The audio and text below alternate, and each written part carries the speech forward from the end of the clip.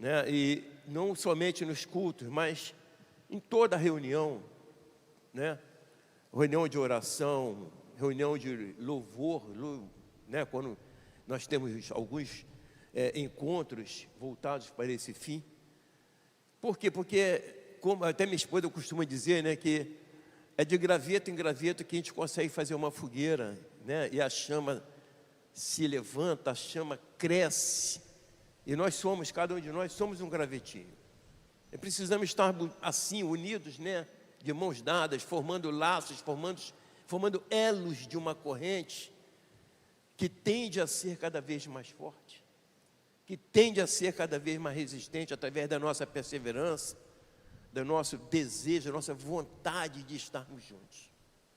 E a palavra que o Senhor colocou em meu coração, ela fala justamente isso, né? O tema da mensagem que é a origem da incredulidade. Porque é quando nós deixamos de fazer aquilo que nós estávamos acostumados a fazer, quando a gente começa a pensar que, olha, eu já estou aí há 15, 20, 30 anos na igreja, eu já fiz muito pela igreja, eu já trabalhei muito, já me doei muito, agora eu posso dar uma relaxadazinha, posso dar uma descansada? Não, não pode, sabe por quê? Porque senão o Senhor também vai pensar a mesma coisa de mim, de você. Olha, o Senhor vai pensar, olha, eu já fiz muita coisa por esse filho, por esse servo, então eu agora posso deixá-lo um pouco à deriva, um pouco largado, um pouco sozinho. Mas não é isso que nós queremos que o Senhor esteja sempre conosco. Nós queremos que o Senhor, nós desejamos sempre que o Senhor esteja ao nosso lado o tempo todo. Estávamos aqui agora orando pela irmã Lorenete. Eu não vou falar a idade dela, mas eu sei quantos anos ela fez ontem, né? E está pensando que foi assim só porque ela quis, porque ela... Não, o Senhor concedeu a ela em todos esses anos. Teve lutas? Sim, teve lutas.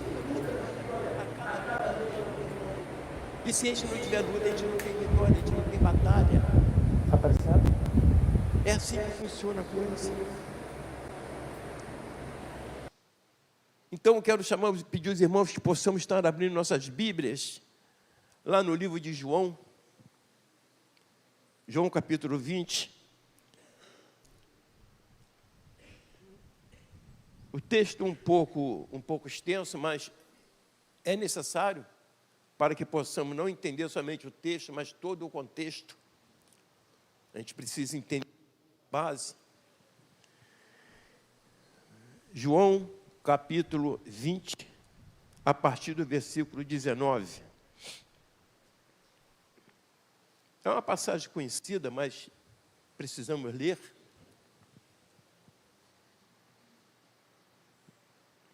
A minha versão é a NAA.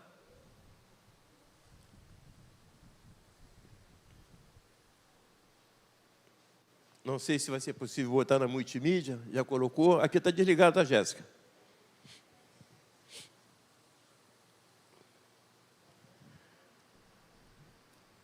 Então, a minha versão inicia dizendo assim: ao cair da tarde daquele dia, isso aí foi logo após, né, a crucificação e morte do Senhor Jesus. Então diz, ao cair da tarde daquele dia, o primeiro da semana, então era o primeiro dia após a crucificação de Jesus, né? Estando trancadas as portas da casa onde estavam os discípulos, com medo dos judeus, Jesus veio e se pôs no meio deles, dizendo, que a paz esteja com vocês. E, dizendo isso, lhes mostrou as mãos e o lado. Então, os discípulos se alegraram ao ver o Senhor. E Jesus lhes disse outra vez, que a paz esteja com vocês. Assim como o Pai me enviou, eu também envio vocês. E, havendo dito isso, soprou sobre eles e disse-lhe, recebam o Espírito Santo. Se de algum de vocês perdoarem os pecados, são-lhes perdoados. Mas se os retiverem, são retidos. Vamos dar uma paradinha só aqui para a gente discutir um pouco, para tentar esmiuçar um pouco início aqui da passagem, aqui fala que Jesus se apresentou aos discípulos, né? Logo após a sua crucificação, então aqui já era a ressurreição. Jesus já havia se apresentado a Maria e as outras mulheres, mas era necessário que se apresentassem aos discípulos.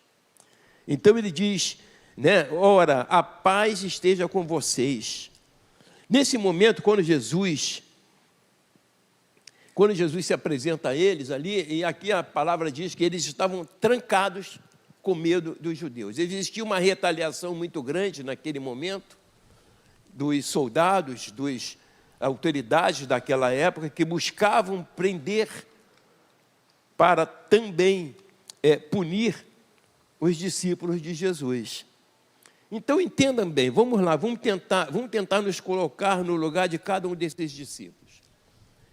Eles haviam presenciado, isso era fato real, a prisão, o julgamento, a condenação, a crucificação e morte de Jesus Cristo. Eles não haviam ainda experimentado a ressurreição prometida pelo próprio Jesus, que era uma promessa. Ao terceiro dia, ressuscitarei dos mortos. Apesar deles também terem experimentado a ressurreição de Lázaro, então eles sabiam que isso era possível.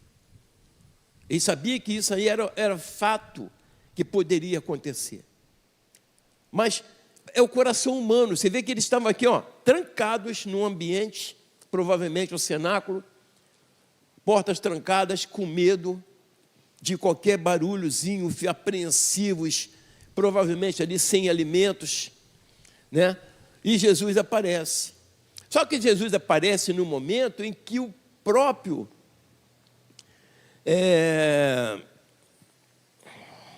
Tomé não estava. Ou seja, tinha ali, naquele momento, 10 discípulos, tirando Tomé, e ainda não havia o substituto de Judas, que já não existia mais naquele momento ali. Então, existiam ali 10 discípulos. Jesus vem, se apresenta a ele, mostra as feridas já cicatrizadas nas mãos, no seu lado, provando ser ele mesmo. Então, dando continuidade aí, versículo 24, diz o seguinte: Tomé, um dos 12, chamado Dídimo, não estava com eles quando Jesus veio. Vamos dar uma paradinha mais uma vez aqui. Bem, o Tomé não estava ali, mas por que o Tomé não estava? A palavra não diz exatamente por que ele não estava. Era o único que tinha saído. Os outros 10 estavam recolhidos naquele ambiente, com medo de qualquer punição vinda dos judeus. Mas Tomé não estava. Vamos dar uma especulada nisso? De repente ele tinha saído para comprar um lanche para os demais discípulos. Foi lá comprar um cachorro-quente, um hambúrguer, alguma coisa parecida. Ou então foi lá fora para ver, vou ver como é que está o ambiente, vou ver se os soldados estão circulando por aí. Não poderia ir todos, mas um foi. Então a gente pode até achar, Tomé era o mais corajoso de todos. Ou então fizeram um sorteio ali, caiu para o Tomé ir na rua. A palavra, em nenhuma versão bíblica, diz o porquê Tomé não estava naquele momento. Mas, dando continuidade, diz aqui, então os outros discípulos disseram a Tomé: vimos o Senhor, que o Senhor havia se apresentado nos versículos anteriores que nós lemos. Mas ele respondeu: se eu não vir o sinal dos pregos nas mãos dele, ali não puser o dedo e não puser a minha mão no lado dele, de modo nenhum acreditarei. Passados 8 dias, os discípulos de Jesus estavam outra vez reunidos e Tomé estava com eles. Estando as portas trancadas, Jesus veio, pôs-se no meio deles e disse: que a paz esteja com você. Então, quando Jesus veio, quando ele voltou nessa segunda vez, quando ele se apresentou, Ele diz aqui, ó, a paz esteja com você. Ele já não fala com os demais discípulos, ele vem e se apresenta especificamente a Tomé, que foi quem havia duvidado que Jesus teria estado ali com os demais discípulos. A gente até pode entender, pode aceitar que essa dúvida de Tomé tem relação com o lado humano. Olha, existia uma pressão psicológica muito grande. Até então, os discípulos entendiam Jesus como o Salvador, como aquele que era indestrutível no conceito deles. Eu estou falando no conceito humano. E, no entanto, Jesus sucumbiu a uma crucificação. Ele sucumbiu à prisão. Bastava ele nem estalar o dedo, mas ele apenas pensar, e todos aqueles soldados cairiam no chão. Mas não, a missão precisava ser cumprida. Existia ali algo já pré-determinado pelo Pai, pelo Senhor, que enviou seu Filho, e Ele morreu na cruz por nós, para levar nossos pecados, nossas falhas. Caso contrário, não estaríamos mais aqui. Aliás, não estaríamos mais, não teríamos nem nascido. Entende? Então, quando Tomé duvidou, ele estava assim, sob uma pressão psicológica, uma pressão externa que vinha ali sobre ele, sobre os demais. Então ele começou a pensar, pô, esses caras estão loucos. Os caras que eu digo, os outros discípulos, os caras estão malucos. Eles estão vendo coisas, estão tendo visões. Então eu quero ver as marcas para ter certeza. A marca é como se fosse assim aquele selo de cartório que diz que aquilo é autêntico. Quando passa na mão de um perito, e o perito diz, ó, esse documento aqui é autêntico. Não existe falha, não foi forjado, mas é algo real. E é isso que Tomé fala. Mas aí entra uma outra situação que a gente pode imaginar, nessa dúvida de Tomé. Por que ele duvidou? Porque ele não estava presente na primeira predição. Tomé não estava presente. E aí entra aquele versículo que eu comentei aqui no início, ó, quão bom e agradável estarem unidos os irmãos. Isso tem a ver com estarmos congregando. Se eu não congrego, o Senhor vem e fala para você ou para você, eu não posso duvidar, mas eu vou acabar duvidando, porque eu não estava presente, eu não vi. Então, se eu não quero duvidar, que eu esteja presente.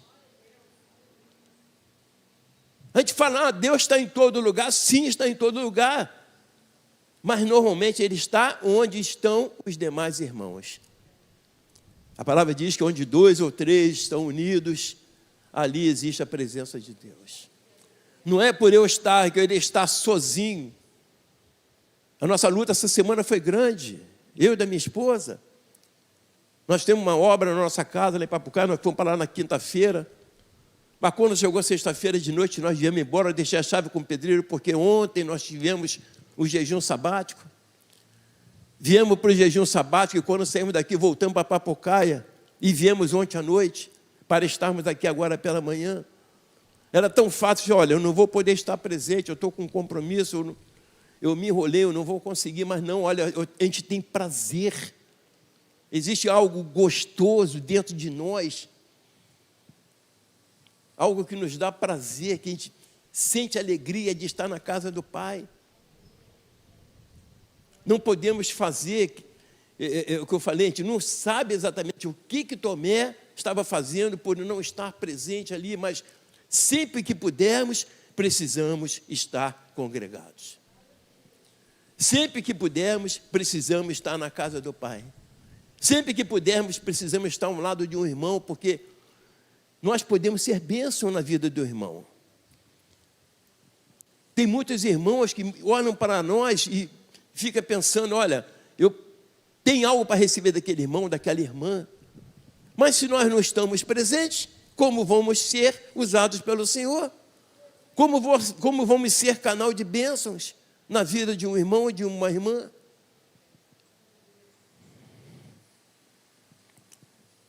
Então, o que Tomé pensou naquele momento, e isso aí é razoável para nós também pensarmos, é que o fato da morte de Jesus era algo real para ele. Até aquele momento que eu digo, tá, gente? Até aquele momento, o fato da morte de Jesus era algo real. Era um fato difícil, sim. Era um fato difícil. Como eu disse, ele havia perdido para a cruz, havia perdido para a morte até aquele momento o seu líder, aquele que veio para ser, segundo a cultura deles, segundo o pensamento de cada um deles, o rei dos judeus, o Salvador, aquele que veio para livrá-los do domínio dos romanos. Eles tinham uma opressão muito grande, uma opressão social muito grande.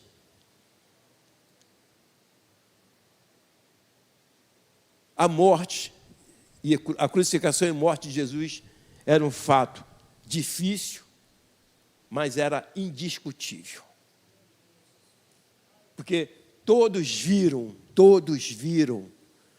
todos foram testemunhas visuais do que aconteceu naquele lugar.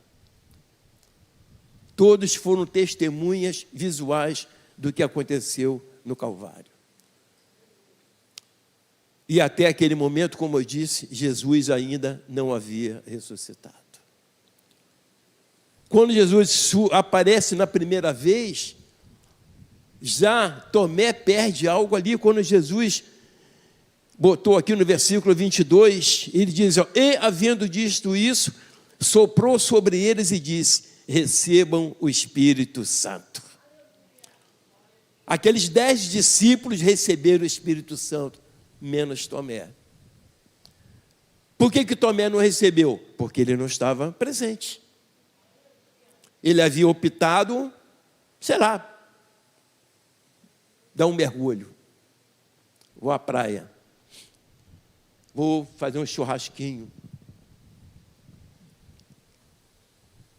E é isso que muitas vezes, muitos de nós fazemos, quando não priorizamos as coisas de Deus. Eu sei que hoje tem poucas pessoas aqui, a gente percebe isso no visual, mas eu fico feliz que eu vejo aqui pessoas que sabidamente têm dificuldades, moram longe, mas vieram mesmo com a chuva e estão aqui hoje. E não é só eu que estou vendo, o próprio Jesus está vendo isso. O Espírito Santo está vendo isso. Está vendo o esforço de cada um de nós. E é isso que conta ponto. E é isso que vem de encontro àquilo que nós queremos. Então, onde eu parei aqui, vamos lá, eu parei no 26. E 27 diz, e logo disse a Tomé, ele falou aqui, que a paz esteja com você, né, se referindo a Tomé. E no versículo 27 diz, e logo disse a Tomé, põe aqui o seu dedo e veja as minhas mãos. Estenda também a sua mão e ponha no meu lado. Não seja incrédulo, mas crente. Ao que Tomé respondeu, Senhor meu e Deus meu. Então aqui Tomé já reconhece ele ali. Somente com essa frase, quando ele diz, Senhor meu e Deus meu. Então Jesus disse, você creu porque me viu? Bem-aventurados são os que me não viram e creram. Nós precisamos fazer essa distinção, porque nós não vimos, mas nós sentimos. Nós não vimos, mas nós percebemos a presença de Deus em nossas vidas. Quantos livramentos, quantos milagres. Quantas coisas boas já aconteceram na minha vida e na sua também, eu tenho certeza. Eu não preciso ter uma coisa assim, tremendamente grande. Mas a cada coisinha pequena que eu vejo que acontece na minha vida, eu dou graças a Deus, porque eu sei que é o agir dele. Eu não preciso ganhar na Mega Sena para ser feliz. Basta que eu tenho tudo aquilo que eu preciso, e isso me é dado pelo Senhor. Nós temos uma família, nós temos uma congregação, nós temos liberdade de ir e vir.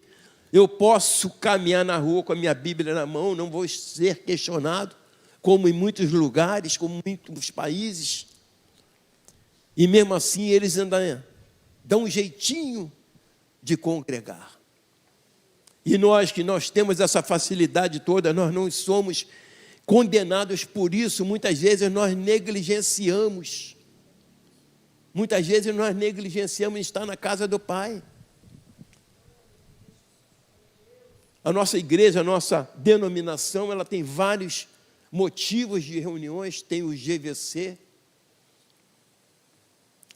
e que pode atender a várias faixas de idade.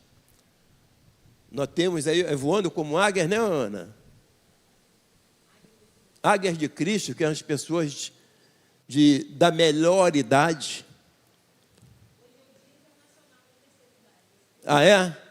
Então, é meu dia também? Então tá bom. Viu? Confirmou que eu sou idoso. É nós? Isso aí, Ana. Mas, então, a gente tem motivos para estarmos reunidos. Os mais idosos vão no GVC da Ana, que ela não impede a entrada de mais novos, tá, gente? Qualquer idade. E outros centros de reunião que nós temos plantão de oração, nós temos jejum sabático, nós temos cultos domingo de manhã, domingo à noite, segunda-feira, quarta, sábado. Então não há motivo, a juventude é sábado, não há motivo para estarmos assim em casa, somente em casa, vendo porcaria na televisão, contaminando, poluindo nossas mentes. Nós temos, é o que eu digo, às vezes a gente tem tudo em casa, né? Tudo. E ainda reclamamos. Nós temos tudo para estarmos na presença do Pai e negligenciamos. Então, eu selecionei 3 pontos que eu considero importantes nessa mensagem. Ponto 1, que ele fala da comunhão. E aí eu quero fazer uma inserção no livro de Hebreus, capítulo 10, versículo 25. Vocês podem abrir lá rapidamente.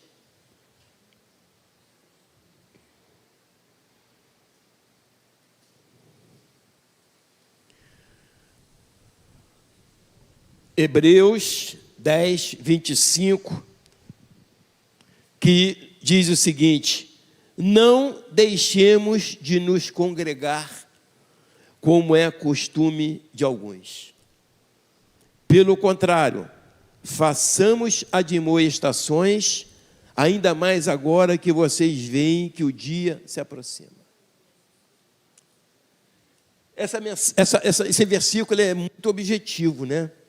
E ele vem bem de encontro, porque se vocês começarem a lembrar das mensagens que foram pregadas aqui nesse púlpito, nesse mesmo púlpito, de uns 2 meses para cá, as mensagens foram muito enfáticas com relação à proximidade do dia do Senhor.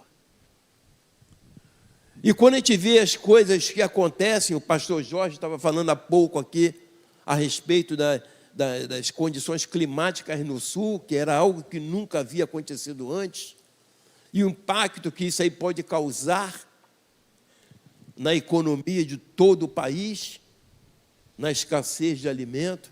E quando há escassez, quando há redução da oferta, o preço aumenta. Isso aí é um caminho para o final dos tempos. Eventualmente aparece aí registros de pequenos tremores no Brasil, que antes não acontecia. E essas inundações que têm acontecido no sul do país, têm acontecido também em outros países. Amplitude muito grande, ou a temperatura muito baixa, ou a temperatura muito alta.